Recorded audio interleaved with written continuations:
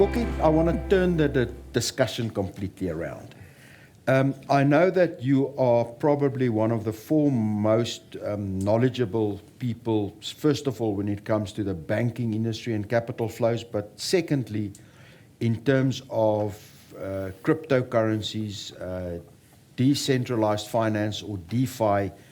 And I'm going to ask you specifically the angle about, we've seen last week some of these elements completely collapse, completely got wiped out in the crypto world. And perhaps let's just go back, explain a bit about the concept of DeFi, which is becoming a massive theme internationally, and then let's take it through to what happened in the last week or two. Yeah. Okay, I'll watch the clock. This can take up to time when it's time for a class. And you need a whiteboard. And you need to draw it for us. Yeah. Okay. First, quickly, just in terms of what happened, just to contextualize it, Terra is the third largest crypto coin in the world, and market cap about 10 days ago still of $43 billion. And the price of Terra went from $85. In fact, I think the high at the beginning of the year was $110, went to less than 0.1 cent. Less than 0.1 of a cent. 0.1 of a cent. And that is, so we it talk happened about in 3 days. maize prices going up and down. That's what happens when a market collapses from, let's say, $100 a high to 0.1 of a cent. 0.1 of a cent. And that's the third biggest value-wise player in the crypto industry. So just yeah. Get the grip on what happened last week. So obviously that's caused panic, but let's first step back and think exactly, as you say, what is TradFi, what is DeFi? Okay, I'm going to try and do this quick. Yeah. And just bear in mind that I'm going to make logic jumps and be quite. Essentially, the founders of the movement, the blockchain movement, were libertarians, had lofty ideals and the two key pillars were permissionlessness and trustlessness. Permissionlessness meant they wanted to be independent, they wanted the system to be independent of regulatory approval of central banks. So you could move money to anybody, anywhere in the world without needing permission. That was really what they wanted. We know in terms of extortion and all those and racketeering, you can't have it, but that was the ideal. Trustlessness meant that you trust not an individual. So at the moment, if you want to transfer money offshore or you want to get payment from offshore, you have to work through a bank. And as a whole banking system, there are corresponding banks, and it often can take 3 to 5 days. But you need to work through intermediaries. So they designed a computer system that would be trustless. You don't need to trust intermediaries. And obviously for us, me as a bank analyst in the financial sector, there's a real threat to the financial system. To the traditional banks. To the traditional, that's why it's called TradFi, traditional finance. And this is called DeFi. Now, how they did this is, and it was brilliant in design, and it will survive, is blockchain is a decentralized system. So it's decentralized finance. And a couple of implications, we might come back to that later. But so the DeFi system allows transactions. You can move money to your sister, your aunt in New Zealand or Canada or whatever via an email immediately. And she has it a few seconds later. And she can, again, pass it on. There's no system in between that. Okay, so what happened? So Bitcoin and Ether and Cardano and all these coins are effectively stores of value. That was a theory. And the tokens, like an Ether, you get from Ethereum, the blockchain net, you get Ethers as tokens for the work you do, the mining. But effectively, if you very simplified, it's like getting shares. If you own the tokens in Cardano then or and other what they call NFTs, you're getting shares in this business. They will be valued like profitless tech one day when it's profitable, but they're not profitable. So the criticism against Bitcoin and all these other coins is it's like gold. It does not have real value. The value is in the minds of people who create demand and supply. Because Bitcoin there's a shortage of, or there's a limited supply of Bitcoin that created a value because there was more demand, very well marketed, very well, yeah. But it's not an asset that generates. There's not one morning more Bitcoin. There's not a dividend. There's not a cow. There's not a fruit. It doesn't generate its own growth. Warren Buffett always says the disadvantage of gold, you can put it on your table and you can polish it and you can look at it and you can enjoy it, but it doesn't earn you anything. And it's not more tomorrow morning. And there's not more tomorrow morning. And if you buy farmland, you get your yield and you get You've got nothing. all those elements in there. So the problem with that was it was literally a question of supply and demand. There was limited supply, still is lots of demand that pushed the prices up. And as we all know, that gets a whole human emotion of greed involved, because people saw these things go up and people have braaivleise and they say, yes, I bought Bitcoin, I bought Ether, and I bought that. And the guy says, well, how have you done? He says, man, it's all 800% up. And okay, one of the big mistakes in all the marketing material I saw were guys were saying, look at the market cap of the whole crypto industry compared to the stock exchanges. And you can see how much this can still grow.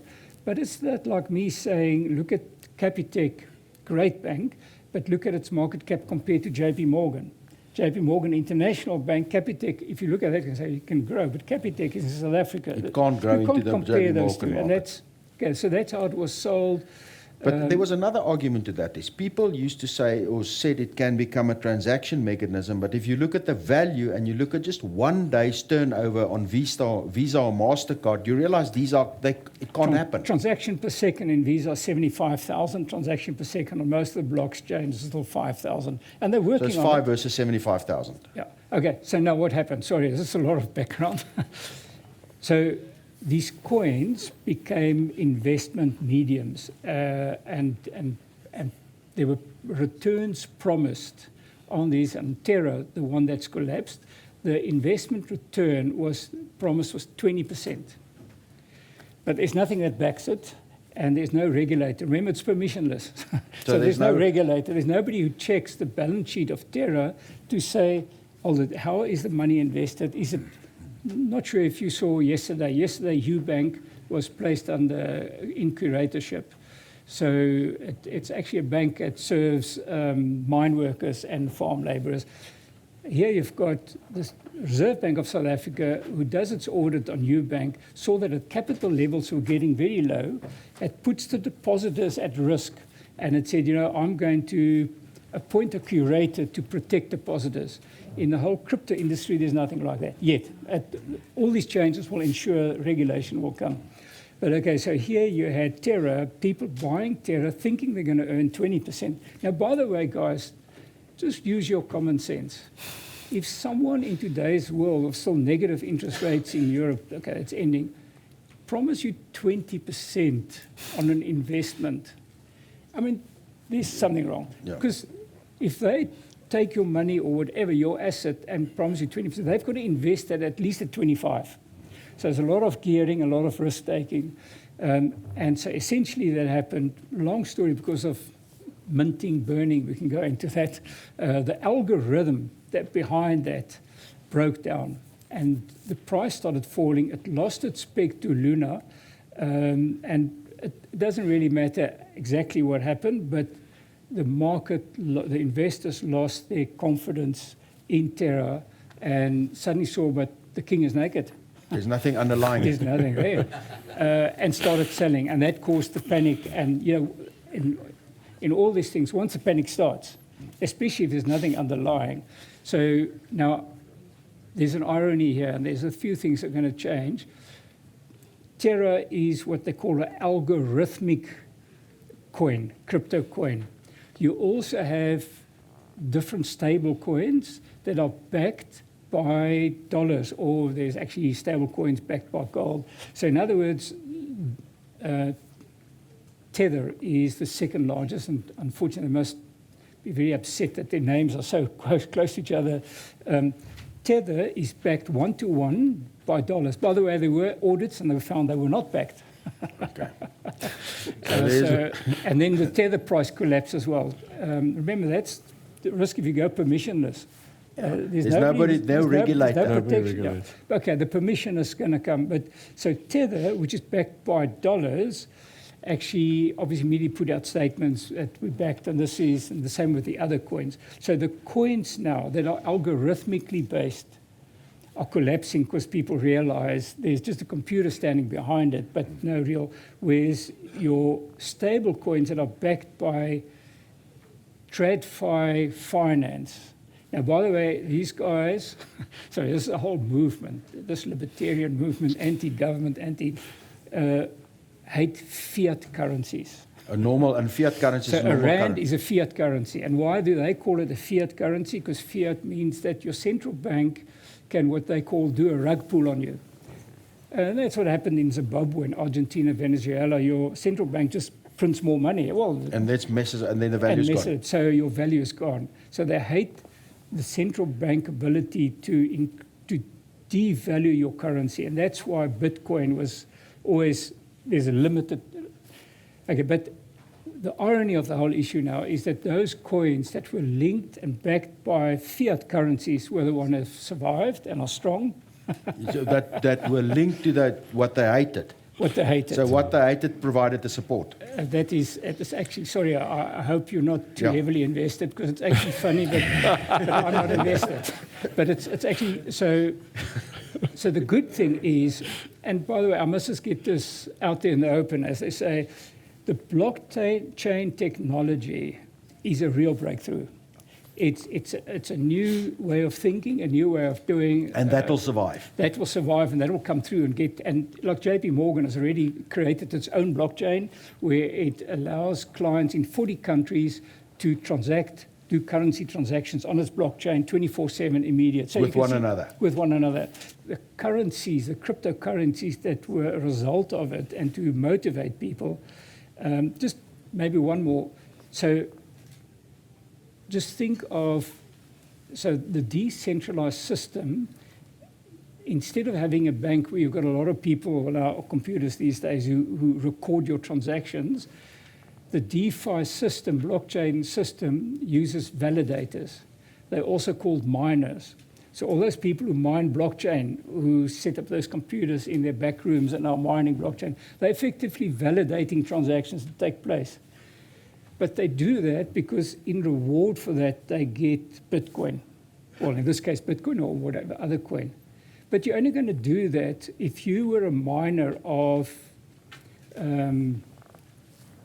Terra. The Terra price falls. You're not going to mine Terra You're not going to anymore continue doing because it. you're not getting rewarded. So And that would also felt the bad. validation is gone. So on the Terra blockchain, the validation disappeared.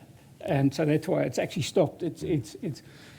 So it's a huge impact. Few people in the press haven't actually made a big thing of it. I'm surprised. I think this is a big. I think a lot of the press don't understand the magnitude. I think you're right. And so this morning you see, the other coins are starting to collapse now as well. And people starting to say, okay, but what is real?